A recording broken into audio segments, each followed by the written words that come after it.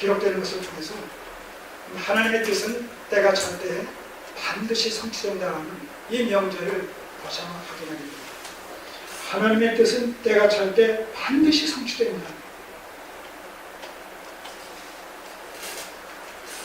하나님께서 아브라함에게 자녀를 주시겠다고 약속하셨을 때에 아브라함의 나이가 75세, 게다가 사라는 아이를 낳을 수 없는 불임녀의 상태였다. 불임의 상태. 바로 이들 부부에게 하나님께서 약속을 맺어주시면서 아들을 주시겠다. 단순히 아들을 주시겠다는 것이 아니라 그 자손으로 말미암아 하늘의 묵별같이 바닷가의 모래알같이 그 후손들이 많게 될 것에 대해서 약속하셨단 말입니다. 그 약속이 성취된 때가 언제예요? 그 약속이 성취된 때가 100세였다는 겁니다. 100세. 25년이 지나 100세가 될 때에 이미 하나님께서 아브라함 부부에게 자녀를 주시겠다라고 약속하셨을 때 언제 주시겠다라는 것이 하나님의 마음에 이미 품으셨을까요? 품지 않으셨을까요? 예. 언제? 이미 정해져 있다. 하나님의 마음대로가 아니라 알파와 오메가 되시는 하나님, 역사의 처음과 나중에 되신 하나님, 그 얘기가 뭐예요? 이 세상 역사 안에서 이루어지는 모든 것들이 하나님의 기뻐하신 뜻 안에서 계획대로 그렇게 되어진다는 겁니다. 임기응변식의 그런 그 역사가 아니라는 것이죠. 모든 것들이 정확하게 사전 계획에 따라서 때가 찰 때에, 그러니까 이 횃불 언약식을 통해서 아브라함의 후손들이 이방에 객이 되어서 종살이 하다가 4대 만에 나오게 될 것이다 라고 약속하셨을 때도 그것이 출애굽 사건으로 인하여 성취되어질 때 출애굽 기자는 그 상황을 어떻게 묘사합니까? 430년이 마치는 그날에 이렇게 했습니다. 이미 하나님은 오늘 약속하셨을 때 이 약속이 성취될 때가 언제 있다라는 것을 이미 염두에 두시고 약속을 하신다는 것이죠. 430년이 마치는 그날에 요셉이 무고죄로 애매하게 감옥에 갇혔습니다. 술 맡은 관원장, 떡 맡은 관원장이 꾼 꿈을 해명해 줬습니다. 그대로 3일 후에 한 사람은 죽고 술 맡은 관원장은 복직이 됐습니다. 복직되는 그에게 나가게 되면 나에 대해서 증언을 좀 해달라. 나는 죄 없이 애매하게 지금 고생하고 있다. 그러나 나가는 순간에 술 맡은 관원장의 기억을 하나님께서 딱 달아버리셨다는 것이죠. 새까맣게 잊어버립니다. 그 시점에서 몇 년이 지났어요? 12년 후에 애굽왕 바로가 꿈을 꾸었는데 그 꿈 내용을 아무도 해석하지 못하는 가운데서 하나님께서 술 맡은 관원장의 기억을 딱 열어놓으십니다. 아차차차 2년 전에 이런 일이 있었지, 왕이시여 이런 일이 있었는데 정확하게 그 히브리 소년이 해몽을 해주고 3년 후에 내가 복직되고 술 맡은 관원장은 그렇게 처형당한 말이다. 그래 데려오라. 만 2년이 추가로 지난 후에 요셉이 나오지 않습니까? 그 만 2년이라는 그 2년이라는 기간은 무엇과 관련된 기간이에요? 하나님의 섭리적 작전 기관과 연관되어 있지 않습니까? 바로 왕이 그런 꿈을 꾸게 하시고 궁극적으로는, 근본적으로는 그것을 해몽해 주시는, 주기 위한 당사자로 요셉을 등장시키기 위해서 타이밍을 딱 조절하시는 것이죠.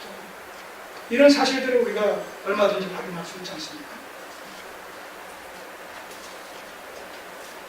이 70년 바벨론 포로 귀환도 마찬가지잖아요. 70년 이미 70년 동안 포로 생활할 것이다 말씀이 나왔단 말입니다. 예레미야 선지자를 통해서. 그 70년이 참에 바로 고레스를 등장시켜서 바벨론을 멸망시키고 예레미야의 말을 응하게 하시려고 이들을 포로 귀환, 예루살렘 성경 건축, 이런 그 하나님의 구성사를 성취시켜 나가시지 않습니까? 하나님의 뜻은 때가 찰 때 반드시 성취됩니다. 자, 그런 의미에서 이제 남아있는 가장 마지막이며 또 중요한 이런 하나님의 약속 중에 하나가 뭐예요? 재림 약속이에요. 재림 사업. 예수님께서 아기 예수로 성육신 하실 때도 갈라디아 4장 4절을 보면 때가 찰 때에 하나님께서 아기 예수님을 우리의 구주로 보내셨다 이렇게 말씀하고 있어요. 때가 찰 때. 자, 그렇다면 초림도 하나님의 계획 속에서 때가 찰 때에 이 땅에 보내주셨다면 예수님의 재림도 이 약속되어 있는 재림 사건도 때가 찰 때에 하나님께서 보내주시겠습니까? 안 보내주시겠습니까? 이루어지겠습니까? 안 이루어지겠습니까? 이루어질 것이란 말입니다. 바로 이런 사실들이 오늘 우리와 지금 믿음으로 붙들고 있는 생명처럼 소중한 이러한 그 하나님의 말씀들, 약속들 아니겠습니까? 그런 의미에서 오늘 우리 앞에 어떤 일들이 산적해 있다 칠지라도 인간의 힘으로는 해결이 불가능한 것 같이 여겨지는 그런 일들이라 할지라도 그것이 하나님의 손으로 넘어가게 되면 해결되지 않는 일이 있겠어요? 없겠어요? 없죠. 우리는 그 사실을 믿고 이런 그 성경의 사실들을, 사건들을 통해서 그런 원리를 깨닫고 그 원리를 오늘 우리의 삶의 현장에 그대로 적용시킬 때 오늘 현장 속에서 그 원리가 그대로 적용이 되겠습니까? 안 되겠습니까? 된단 말입니다. 그것을 우리는 또한 믿음으로 확신하면서 주님께 우리의 문제를 토스하는 거죠. 맡기는 거죠. 그리고 더 하나님과의 관계를 말씀을 통해서 심화시켜 나가는 길에 정진하는 것이죠. 여러분, 이것이 사실 하나님 앞에서 구원의 은혜를 통입은 자가 마땅히 행할 바의 이 신앙 생활이요, 또 신앙 생활의 그 내용이란 말이에요. 그러니까 다음 주에는 이제 이렇게 스룹바벨 성전이 완공되어짐으로 말미암아 봉헌식을 올리고 그 다음에 6월절 그 제사를 드리는 사건이 소개됩니다. 그 사건 속에 담겨진 의미가 무엇인지를 좀 더 포괄적인 의미에서 살펴보도록 하겠습니다. 자, 오늘 우리 말씀을, 오늘 본문의 말씀을 정리합니다. 하나님의 뜻은 때가 찰 때 반드시 성취됩니다. 그렇기 때문에 이 과정에서 하나님은 역사의 주관자로서 세상 역사를 단편 삼아 하나님의 구속사를 성취시켜 나가십니다. 때문에 우리는 몸사에 하나님을 인정하는 가운데 믿음의 인내로 하나님의 때를 기다리는 섭리 의존적인 순종 신앙관을 확립해야겠죠. 하나님의 때에 하나님의 뜻이 이루어질 텐데 그러기 위해서 성도들에게서 요구되어지는 덕목이 뭐냐라고 했을 때 믿음의 인내라는 것.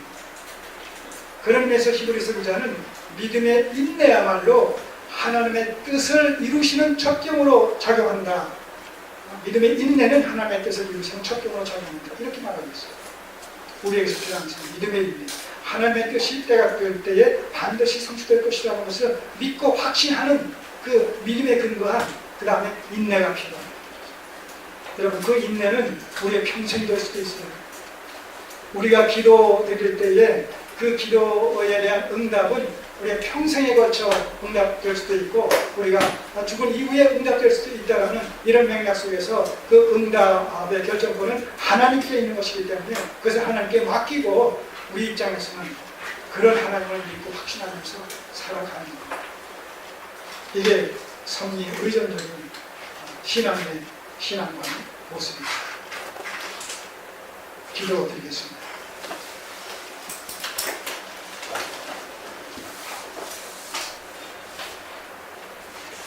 아버지 하나님, 또 하나의 구속사적 사건이 성취되는 모습을 살펴봤습니다.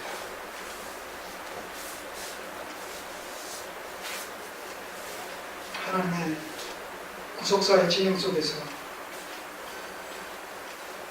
고레스의 등장을 통해서 이스라엘 백성들을 고토로 돌려보내시고 회파된 예루살렘 성전을 재건해 주시겠다는 그 약속이 페르시아의 고레스 왕과 다리오 왕을 통해서 아닥사시다 왕을 통해서 이렇게 성취되어진 것을 보며 역사의 주관자로 계시는 우리 하나님이신 것을 다시 한번 생생하게 목격하게 됩니다. 마음판에 새기게 됩니다.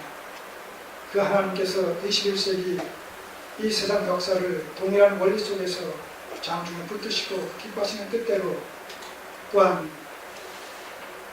진행시켜 나가실 것을 믿고 확신합니다. 바로 이 사실에 근거해서 우리의 삶의 현장에서 일어나는 크고 작은 모든 일들도 주님께 맡기고 주님의 인도와 다스림을 받을 수 있는 성리의 의존적인 신앙관을 확립하게 도와주옵소서. 예수님의 이름으로 기도드립니다. 아멘.